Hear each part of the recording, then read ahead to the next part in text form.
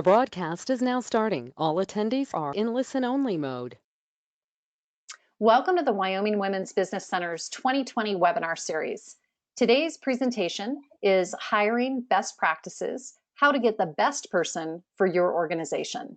I'm Christine Langley with the Wyoming Women's Business Center, and I'll be your moderator today. You'll notice the GoToWebinar control panel on the right side of your screen. I want to call attention to both the questions panel and the chat box. If you have any comments during the webinar today, use the chat box. And then when we get to the end of our presentation, we'll have time for questions, and you can use the questions panel. This webinar is being recorded, and it's going to be available on both our YouTube channel and within the GoToWebinar library. And we'll send out a link after this webinar so everybody has access to the recording. Make sure you subscribe and check out other webinars on our YouTube channel. Just go to youtube.com and type in Wyoming Women's Business Center. You can also visit our website at wyomingwomen.org or look for us on Facebook and Instagram. Immediately following this presentation, a survey is going to launch, and we're going to ask you to complete that survey because it provides us with valuable information for our funding partners. All participants are muted to minimize background noise. And so right now, we're going to get started with a little information about the Wyoming Women's Business Center and you, and then we'll dive right into our topic. So the WWBC is a nonprofit organization whose mission is to enable and empower Wyoming entrepreneurs, with a special emphasis on women who are economically or socially disadvantaged. We do that through 4 distinct programs. The first is our business counseling and training program, which is always free. The second is our microfinance programs, which offer microloans and individual development accounts. The third is the Artist Development Center, and we run that in conjunction with our Works of Wyoming store and Art Connect Gallery in downtown Laramie. And lastly, we recently launched our COVID-19 support program. Now, this particular webinar series is brought to you by our microfinance program, and I want to call special attention to our microloan program. We can provide loans for those unable to get loans through traditional means for up to $50,000. And so if you'd like more information on our microloan program, you can contact our office. And so I want to take some time and introduce you to Mary today. Mary has graciously agreed to be our speaker as the resident HR expert with Align. Mary's a human resources consultant and the program coordinator for the Wyoming Economic Development Association and the Wyoming Nonprofit Network. And she brings extensive experience in human resources and organizational development. She holds the distinction of Senior Certified Professional for the Society of Human Resources Management.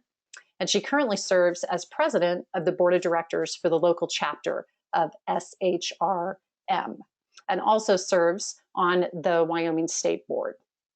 She serves her community by volunteering her time as a board member for the Boys and Girls Club of Cheyenne. And in her spare time, she enjoys spending time with her husband, children, and grandchildren, and enjoys traveling the world, which I'm guessing she hasn't done much of in the last few months. Is that right, Mary? That is so true. I wish. All right, so I am going to switch screens here and give Mary control so she can pull up her presentation. And Mary, there should be a little button that pops up, and now you can share your screen. I've got your desktop right now, is what I can see. Okay, bear with me. Beautiful photo, by the way. That must be a beach you've visited. Isn't that gorgeous? Which one are you seeing now? The one with my notes or the other one? I'm seeing the one with your notes. Okay, and one more. There we go, looking good. Perfect. Thank you so much for your patience with me. All right, so today we are going to talk about some hiring best practices and how to make sure that you are getting the best possible person for your organization when you hire. So the objectives of this talk are pretty simple. We're going to talk about some things to think about when you need to hire a new member of your team, which are from the nuts and bolts of the interview process or to the final step of getting that very best fit for your team. So we're going to discuss some of these areas. So first impressions, which are always so important no matter what you're doing. whether it's your impression of them or theirs of you. Then you've got time and cost. Hiring can be really expensive in terms of recruiting, energy, advertising, and several other things. Then you've got recruiting strategies. How are you going to hire? What techniques, what avenues are you going to use to attract those talented applicants that are out there? And then you've got some interviewing skills and processes. In today's world, this has taken on a whole new meaning with virtual interviewing, virtual onboarding, people working from home. We're learning that there are so many alternate ways to manage the process of hiring. Then we'll talk a little bit about how COVID affects hiring. COVID affects everything in our world anymore, and it also affects how we hire, how we onboard, how we do pretty much everything. So how can you continue to recruit and hire talent in today's environment? And then finally, we're going to talk about how you can determine who's going to be the best possible fit for your organization and making it work. So first impressions. So they really do matter whether, like I said, whether it's your first impression of the candidate or their impression of you as an employer. As an employer, your first contact with a potential employee starts with their resume or their application submission. How does the resume look? Did they submit a cover letter that's specific to the job to which they're applying for, or is it just a generic cover letter? Did they spend some time on it? When you call them for an interview, are they professional sounding on the phone? If you must leave them a message, do they call you back promptly? So if there's any of these things, or I'm sorry, these can all be flags before you get to the interview stage. And if your first impression before you even meet them is less than stellar, it may be a sign of how you will feel about them as an employee. As an HR person, I've been doing this for several years, so I have examples for so many different things. And this is an example that I have of first impressions. I was hiring for a position in an accounting department. I called the applicant to set up an interview and asked him if he was available at 8 o'clock on a day the next week to meet with us. And he said, can we do this later in the day? I don't even get out of bed until about 10 o'clock. And I said, okay, you do realize this job is 8 to 5, Monday through Friday, right? And he didn't get the job. We did interview him and he came on time, but he didn't get the job. One of those red flags. But remember, they are also gaining first impressions of you and your organization.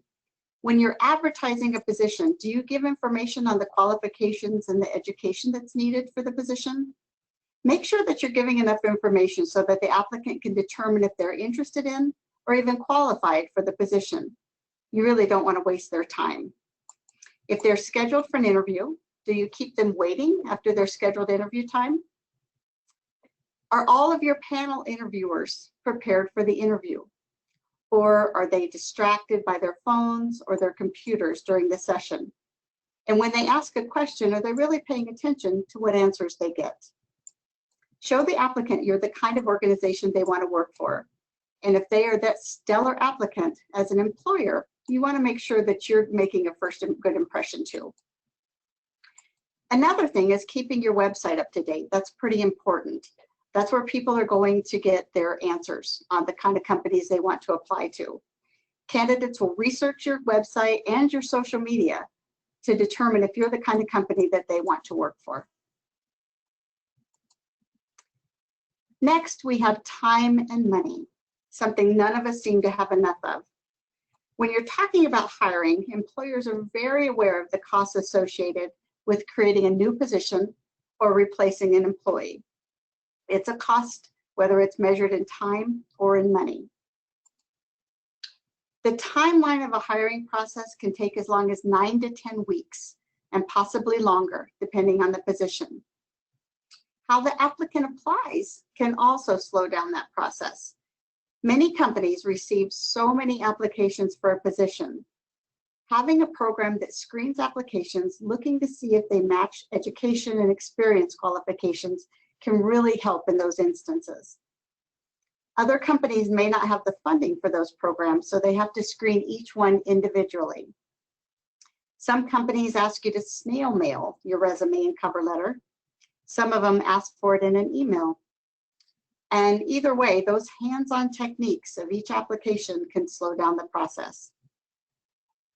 The interview steps themselves can take time as well. Is this a position that more than one interview is needed for? Such as there's an interview with the hiring manager, then the executive staff. Some even set up panel interviews with peers to see if the applicant will be a good fit. Usually the type of position can determine how the interviews are structured. If it's an executive position, one with a lot of responsibilities, or many direct reports, many interviews may be required. So after determining who to offer to, background checks and reference checks may still need to be completed, depending on what your organization requires. You may be several weeks in at this point and you finally get to make that conditional offer. But that conditional offer may still require an applicant to pass a drug test or further background checks, or the offer may be rescinded. So cost per hire. According to the Society of Human Resources, the average cost per hire per employee is over $4,000. These costs take into account advertising, time spent interviewing, reviewing candidates, background checks, et cetera, et cetera. For position advertising, there are so many free sites out there, ones that allow the candidate to just click and apply. That does mean that you'll get many unqualified candidates to review. Another example, I advertise for an IT report writer position, one that requires specialized IT training in programming and data analysis. In the application, we ask for an example of their specific IT report writing experience. And one applicant that we received talked about a book report that she wrote in high school. That's not exactly what we were looking for. So for some positions, especially ones that require specialized skills and training, you may want to look at specific areas to advertise, such as IT specialty sites or accounting specific sites, places like that. It can save a lot of time in the process and you may get some better applicants. But keep in mind, those usually cost some money to use. So depending on the position, like I said, an ad may attract about 100 to 200 resumes. Then that is narrowed down to about 4 to 6 qualified individuals that are selected for interviews. Many recruiters will tell you that a shortage of qualified candidates is one of their biggest issues. It's a very competitive world out there. Before COVID hit, our unemployment rate was very low, which allowed candidates to be a little picky about the positions that they accept, as they may have many to choose from. Some candidates apply and then don't even respond to calls or emails, or don't show up for scheduled interviews. The staffing companies I've worked with call that ghosting, and apparently it happens a lot.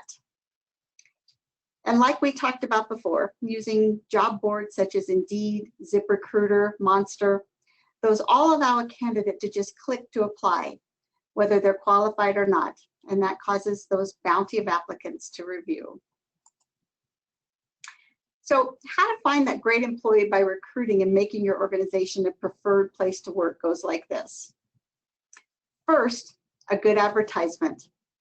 That'll provide a clear picture of the requirement for the job, including your company history, pay scale, career opportunities, etc. You should be able to clearly communicate those job requirements and the benefits provided. To be really clear though, I'm not saying to put that in your actual ad, especially if they charge by length or number of words, but provide enough information to grab their interest and allow them to go to your website or click on a link so that they can get the complete job application information.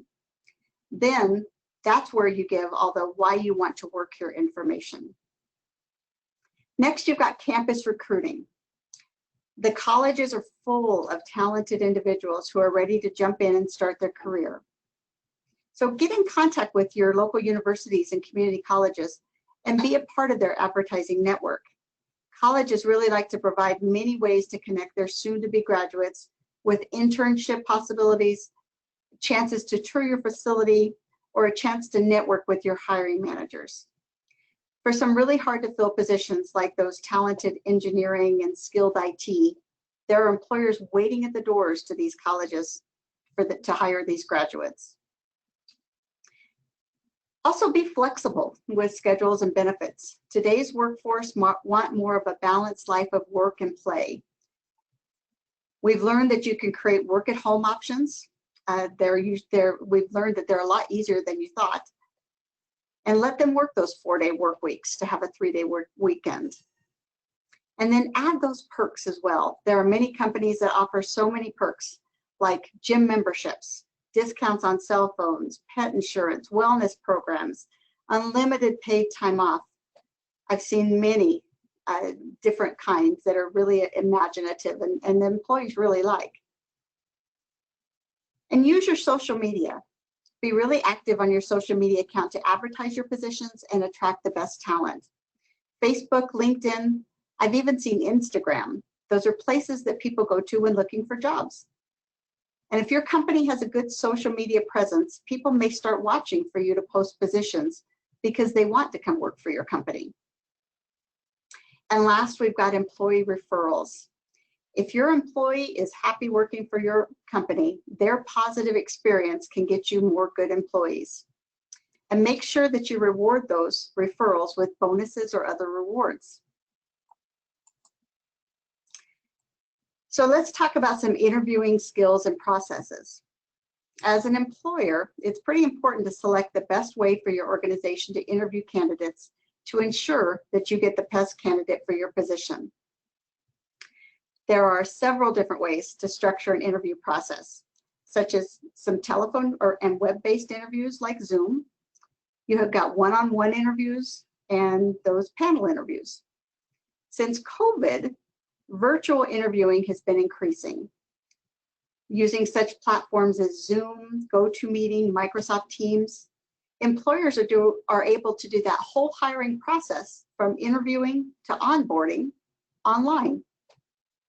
While video conferencing can be a substantial switch to your recruiting process and make it a little bit more difficult to show your company culture, it can also be an effective way to keep candidates engaged and move them through the hiring pipeline quickly and, most importantly, safely.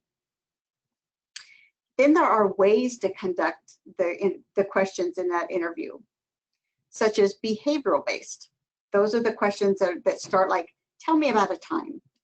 Then you've got competency based, like what has been your biggest achievement to date?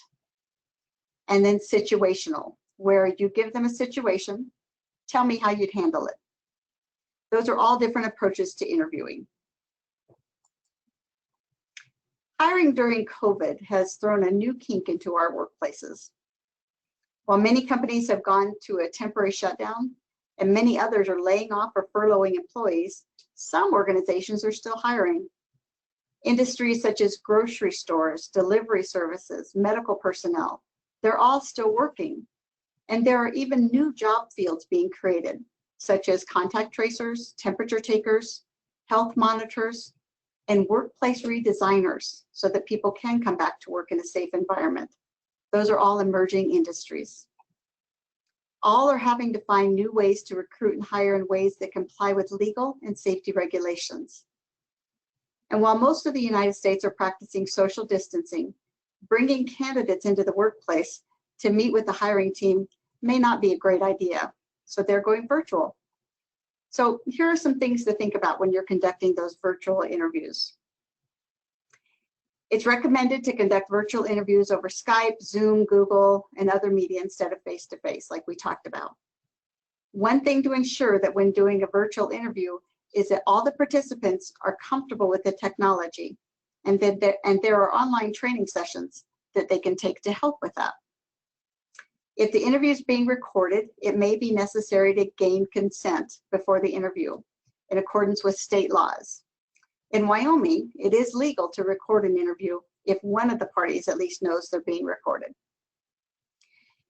And if there's no way around the interview than being in person, an employer should make sure to take the appropriate safety precautions to make sure that you're protecting the health of all involved.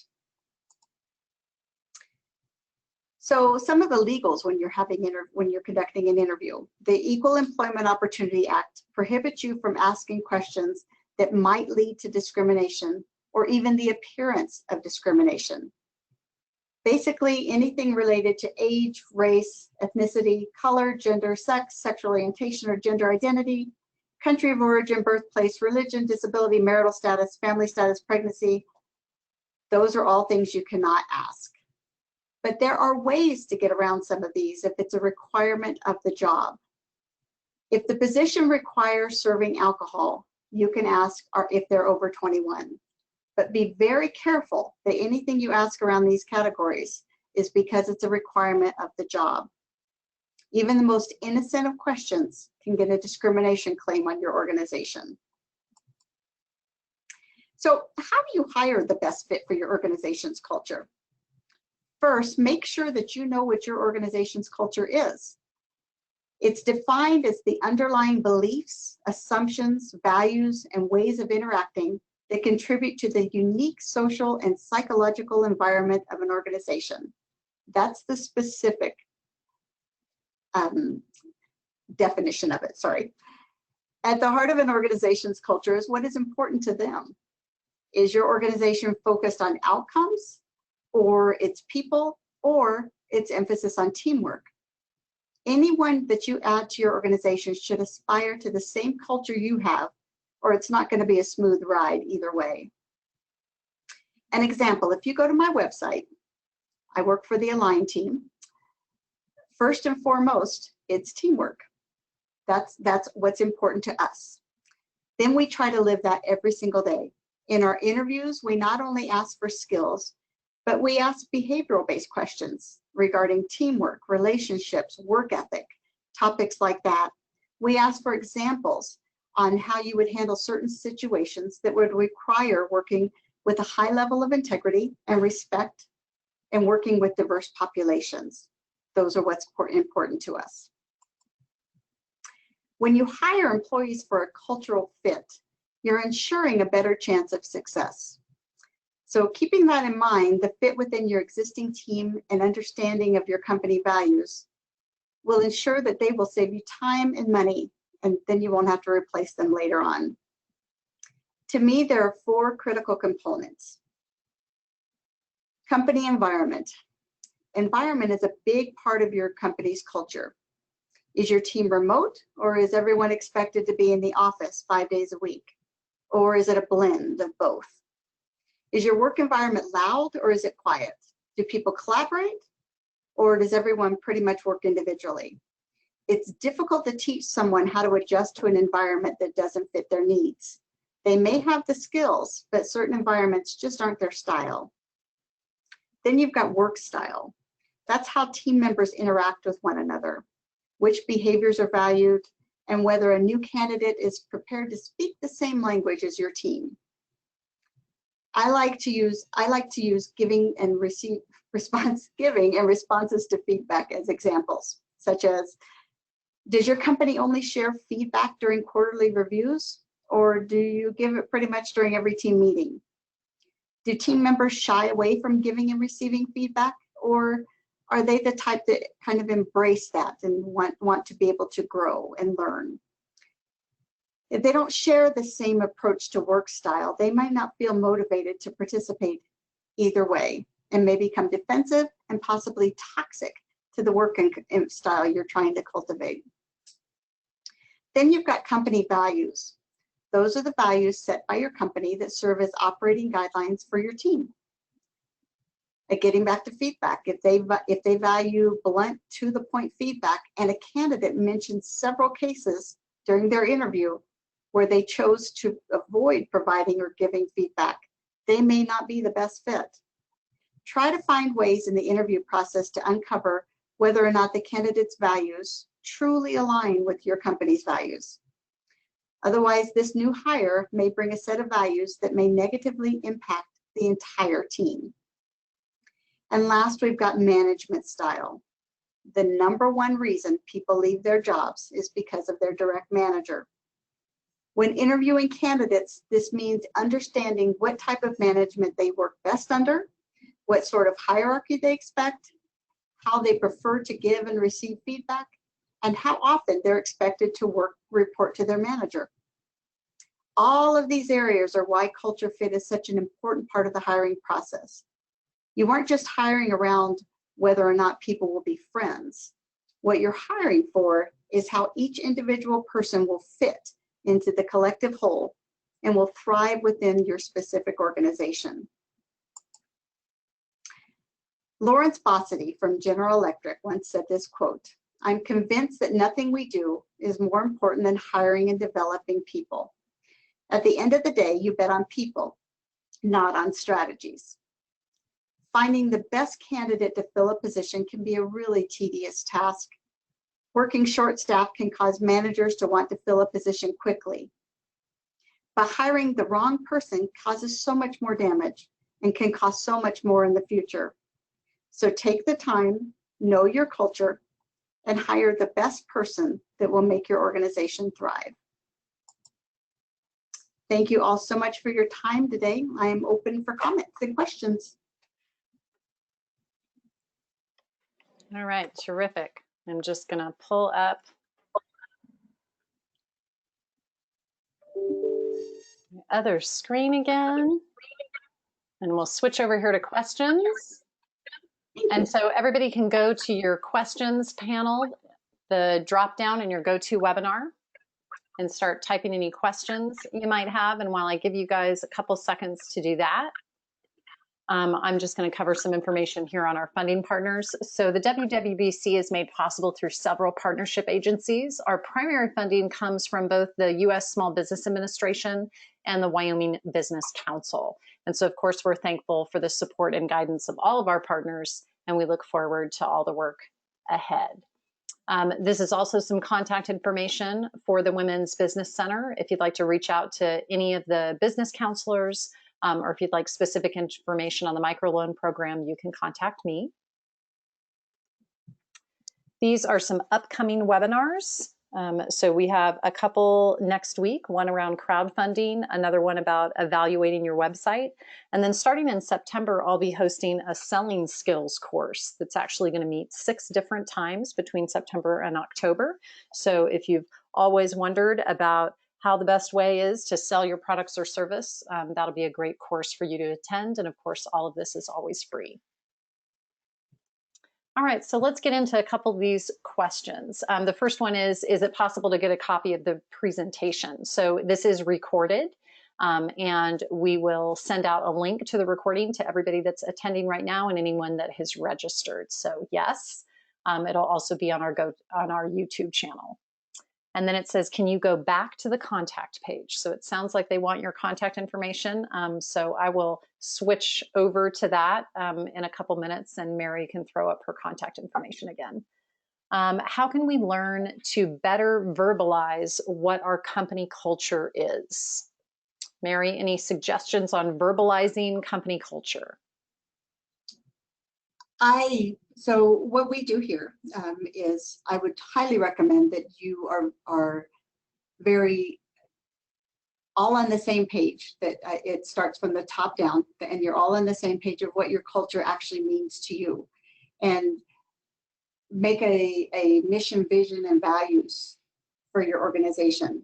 And I would throw out some key words. Look around what you're doing at your organization and say, what is important to us? Is teamwork how we thrive here? Is the bottom line the most important thing to us? What don't we want in our organization? I would sit down, have those meetings, have those discussions. At Align, we do we call strategic management, and we help you determine what you want your strategy to be for your organization with your teams and with your goals of your business. So we sit down and we try to figure out determining exactly what's most important to you by those statements. And then once you determine that, it's usually pretty easy to pass that along to somebody else. You can always tell when somebody's passionate about their organization because they sell it. And it's like I said, those employee referrals that are the happiest at your organization, those are the ones that you really need to cultivate to get it, and that they have friends, because they're the ones that are selling your organization for you. So that's what I would suggest, but I'm definitely up after I put my contact information back up again. You can definitely call me for more in depth. So Mary, I just made you the presenter again so you can show your screen with your contact information. All right, let me. And so you can mess around with that. I'll tag on to that question and say that at the Women's Business Center, we've created some, words. I guess you could say these are our values. And so one of our values is entrepreneurial. We want our organization to behave in an entrepreneurial way that revolves around, creativity and flexibility. And so sometimes what we'll do as individual team members, and of course our leadership started this, is when we see a team member exhibiting a value, then we call it out and say, oh, I noticed that when you did this, you were being very entrepreneurial, and it kind of, sometimes it becomes a little bit of a joke, but we're just trying to reinforce what our values are within our own organization. And so that could be a trick to verbalizing your culture amongst your employees. That's great, Christine. Yeah. All right, so here's some contact information for Mary, everybody. I want to thank everyone again for joining us. Let's see, looks like I've got one additional question here. It says, I am overqualified for a lot of the jobs because of my age and experience. I plan to negotiate pay or working remotely after I interview. Any tips? So I just got my SHRM senior certification. It's a certification that it's the highest you can go with SHRM, with the Society of Human Resource Management. And I'm on a blog for these people, and they say, how do I dumb down my resume so that I can get a job? And I think that's so incredibly sad that that has to happen, or for people to feel like they have to do that. They're worried. I think employers are worried that if they hire somebody that's overqualified, you'll get bored and you will not last in the position. But I think that's up to you to kind of sell that to them and say, if it's a position that you really want, I think it's up to you to be able to determine that, no, I want to do this, and you can give me more responsibility later on, but let me show you what I can do. I think this sounds like something I'd be really interested in, I'd be really happy with. Definitely negotiate later on, but yeah, it's up to the applicant to really sell themselves. I think this Christine, do you have anything? Yeah, I just think this is an opportunity in your cover letter to really explain why you're applying for this particular position, and try to write it from the perspective of the questions that you think people will have based on your application, right? So you can always say things in your cover letter like, I recognize that the qualifications for this position, are 5 to 7 years of experience, and I have over 20. The reason that I'm applying for this level position is X, Y, and Z, right? So if you know that the hiring manager is going to have questions, then answer them up front. And so that there's not a question in their mind as to why they should or should not respond to you. And that's also a chance for you to show that you have researched their organization and say, I was on your website, I showed that your values are these, and that's exactly the kind of company that I'm looking at working for. So yeah, I agree with Christine. A great time to do that is before they ask. Okay. All right, terrific. Well, we're at the end of our time for today, so thank you everybody for joining us. When we click off this webinar, your screen will flip over to our survey. I would appreciate it if you just stayed on the line for another 30 to 45 seconds and answered that survey for us. Everybody will be getting an email of the recording, and have a great week. Thanks, everybody. Thanks, Mary. Thank you.